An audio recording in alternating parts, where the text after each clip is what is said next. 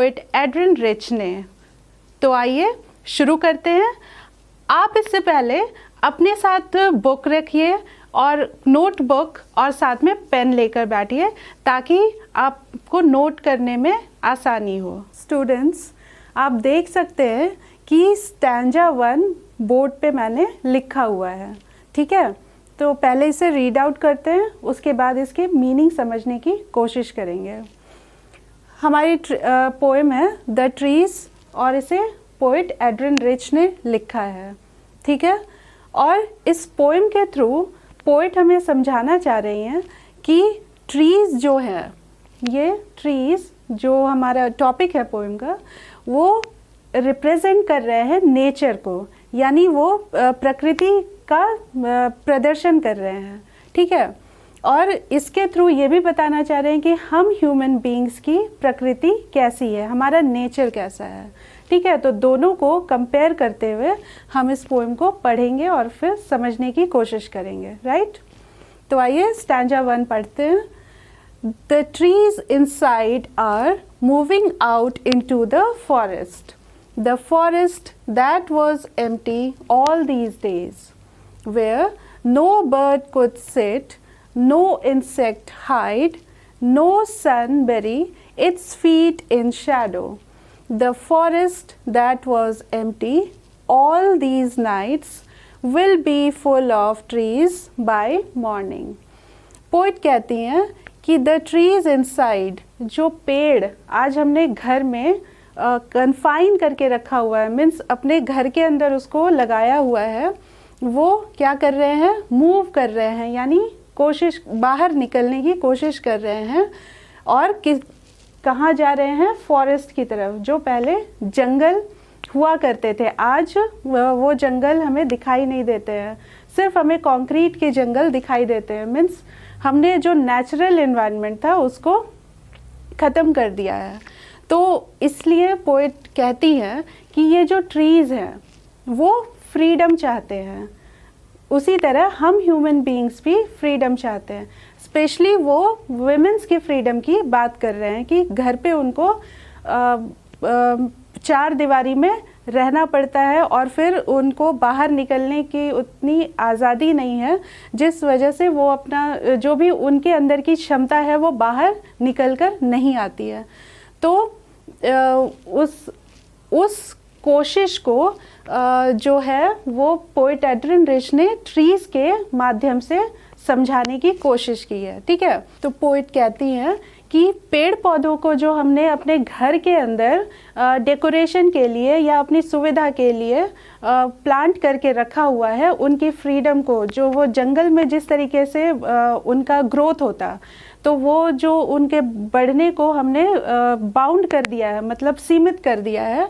तो इसी वजह से ये जो ट्रीज़ हैं या वुमेन्स हैं वो क्या कर रहे हैं, फ्रीडम चाहते हैं, वो बाहर निकलने की कोशिश कर रहे हैं और वो अपनी ग्रोथ के लिए स्ट्रगल कर रहे हैं, संघर्ष कर रहे हैं। तो वही कहते हैं कि ये मूव कर रहे हैं फॉरेस्ट की तरफ। और वो फॉरेस्ट कैसे है, the forest that was empty all these days, आज वो जंगल खाली पड़े हुए हैं, यानी जो महिलाएं हैं वो बाहर निकले, घर के अंदर जो है वो सीमित है, और जब वो बाहर निकलेंगी तो फिर अपनी क्षमता उनकी दिखाई देंगी और फिर हमें एक नया वर्ल्ड देखने को मिलेगा, ठीक है। तो ये पोएट जो है वो होपफुल है। तो पोएट आगे बता रहे हैं कि ये जो जंगल खाली पड़े हैं बिना पेड़ों के कैसे हैं, इसमें कोई बर्ड है, पक्षी है जो वो बैठते नहीं हैं, मीन्स जो हमारा संसार, हमारा नेचर जैसा होना चाहिए वैसा वो दिख नहीं रहा है। इंसेक्ट्स जो हैं उसमें कीड़े मकोड़े भी आपको दिखाई नहीं देंगे, वहाँ छुप नहीं सकते हैं वो। No sun bury its feet in shadow, यहाँ पे पोएट जो हैं वो सन को पर्सोनिफाई कर रहे हैं, ठीक है। कैसे, सूरज तो है हमारी प्रकृति का एक रूप भाग है, तो वो कहते हैं कि यहाँ बरी ऐसे होता है, बरी का मीनिंग होता है दफन करना, लेकिन यहाँ पे मीनिंग हो जाएगा हाइड, हाइड यानी छुपाना। तो सूरज जो है उसका प्रकाश जो है पेड़ पौधे रहेंगे तो आप नोटिस कीजिएगा कि पेड़ पौधों से छन कर उसका प्रकाश ज़मीन तक आता है, मीन्स डायरेक्ट सन रेज हमारे ज़मीन पे नहीं पड़ता है। तो वही कहते हैं कि जंगल नहीं होंगे तो वो सूरज अपना पैर को किस तरीके से छुपा पाएगा, मीन्स उसका प्रकाश छन कर कैसे नीचे आएगा। तो फिर बताती हैं पोइट कि जंगल किस तरीके से खाली पड़े हुए हैं और हमारा नेचुरल एनवायरनमेंट जो है वो डिस्टर्ब हो गया है। उसी तरीके से अगर हम विमेंस को घर के अंदर कन्फाइन करके उनको सीमित करके रखेंगे तो उनका नेचुरल जो ग्रोथ होना है, उनकी क्षमता जो निखर के आनी है वो नहीं बाहर आ पाती है और फिर हमारा समाज जो है वो विकसित नहीं दिखाई पड़ता है या फिर नहीं हो पाता है। तो नेक्स्ट लाइन में पोइट कहते हैं the forest that was empty all these nights. Poet कहते हैं बहुत ही होपफुल हैं और वो कहती हैं कि आज जो ये जंगल खाली दिखाई दे रहे हैं वो क्या होंगे, will be full of trees by morning.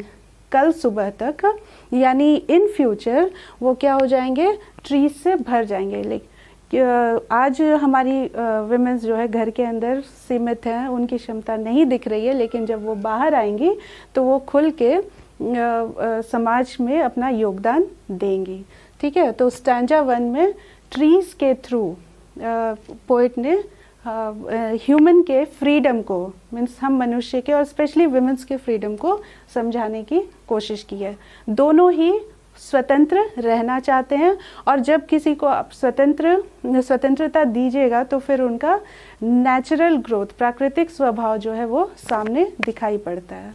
Poem का नेक्स्ट स्टैंजा है all night the roots work to disengage themselves from the cracks in the veranda floor the strain toward the glass small twigs stiff with exertion, long cramped boughs shuffling under the roof, like newly discharged patients, half-dazed, moving to the clinic doors. इस stanza में poet हमें बताना चाह रहे कि किस तरीके से ट्रीज इफ़र्ट लगा रहे हैं, प्रयास कर रहे हैं या कोशिश कर रहे हैं अपने फ्रीडम के लिए, यानी घर से बाहर निकलकर जंगल की ओर जाने के लिए। सिमिलरली हम कह सकते हैं कि विमेंस, ह्यूमन बीइंग्स या विमेंस स्पेशली अपने फ्रीडम के लिए किस तरीके से कोशिश कर रही हैं। तो आइए इसको समझने की कोशिश करते हैं। ठीक है, पोएट कहती हैं all night the roots work, अपने फ्रीडम के लिए सारी रात जड़ों ने काम किया। टू डिसएंगेज, डिसएंगेज मीन्स क्या होगा, रिमूव करना, अपने आप को अलग करने के लिए। ठीक है, अलग करने के लिए। देमसेल्व्स फ्रॉम द क्रैक्स, घर के फ्लोर पर जहाँ पर पेड़ पौधे लगे हुए हैं वहाँ पर क्रैक्स बन गया है, मतलब टूट फूट गया है फर्श, तो वहाँ से अपने आप को जड़ क्या कर रहे हैं, अलग करने का, डिसएंगेज करने का काम कर रहे हैं। ठीक है, in the veranda floor, same यही चीज़ है कि फर्श पर, बरामदे के फर्श पर टूट फूट है, वहीं से वो फ्री होने की कोशिश कर रहे हैं। The strain toward the glass, और इस कोशिश में क्या है, ग्लास पर प्रेशर पड़ रहा है, मीन्स उस पर दबाव पड़ा है। अब रूट्स जो हैं वो अलग हो रहे हैं तो फिर उस पर प्रेशर पड़ रहा है। Small twigs stiff with exertion, जो कोमल शाखाएं हैं वो क्या हो रही हैं, कठोर हो गई हैं, मीन्स वो भी कोशिश कर रही हैं, वो भी फ्री होना चाहती हैं, तो वो अपने प्रयास में क्या हो गई हैं, स्टिफ, थोड़ी सी सख्त हो गई हैं। Long cramped boughs shuffling under the roof, और जो लंबे ब्रांचेस, मीन्स ये बाउज मीन्स होगा ब्रांचेस, यानी तना, पेड़ का जो तना होता है उसको बाउज यहाँ पे पोएट बता रही हैं। और वो क्या हो गए हैं, वो भी अपने आप को अलग करने के लिए एक दूसरे से उलझ गए हैं। ठीक है, ये शफलिंग, मिक्स हो गए हैं। अंडर द रूफ, कहाँ मिक्स हो गए हैं, घर के छत के अंदर। सब फ्री होने की कोशिश में एक दूसरे से घर के अंदर ही उलझ गए हैं। नेक्स्ट लाइन में देखते हैं, लाइक न्यूली डिस्चार्ज पेशेंट्स, और ये इतनी ज़्यादा कोशिश कर रहे हैं फ्रीडम के लिए कि ये कैसे इनको बता रही हैं पोइट कि ये पेशेंट की तरह, newly discharge patient means hospital से कोई नया नया डिस्चार्ज होके निकलता है, मीन्स उसको नई नई छुट्टी मिलती है लंबी बीमारी के बाद, तो वो क्या है, वो भी हॉस्पिटल से बाहर आने में खुश होता है, भले ही वो ठीक नहीं हुआ हो, half dazed means half slept, वो आधा उसकी बीमारी पूरी ठीक नहीं भी हुई है या फिर वो फिज़िकली फिट नहीं भी है, फिर भी वो बाहर आने की कोशिश में क्या है, मूव करता है। पोइट यहाँ जो ट्रीज़ है उसके हर पार्ट को न्यूली डिस्चार्ज पेशेंट से कंपेयर कर रही हैं और कहती हैं कि इनकी जो एफर्ट है वो कैसे हैं, न्यूली डिस्चार्ज पेशेंट्स की तरह हैं, यानी कि जो पेशेंट अभी नया नया हॉस्पिटल से छुट्टी लेकर बाहर निकला है वो हाफ डेज्ड है, आधी नींद में है, moving to the clinic doors, और वो जिस तरीके से लड़खड़ा कर बाहर निकल रहा है उसी तरह ये पेड़ पौधे भी घर से बाहर फ्रीडम की कोशिश में निकलने की कोशिश कर रहे हैं और फिर जंगल की तरफ मूव कर रहे हैं। थर्ड स्टैंजा देखते हैं, यहाँ पे पोइट कह रही हैं, I sit inside, doors open to the veranda, writing long letters in which I scarcely mention the departure of the forest from the house. The night is fresh, the whole moon shines in a sky still open. The smell of leaves and lichen still reaches like a voice into the rooms. My head is full of whispers which tomorrow will be silent.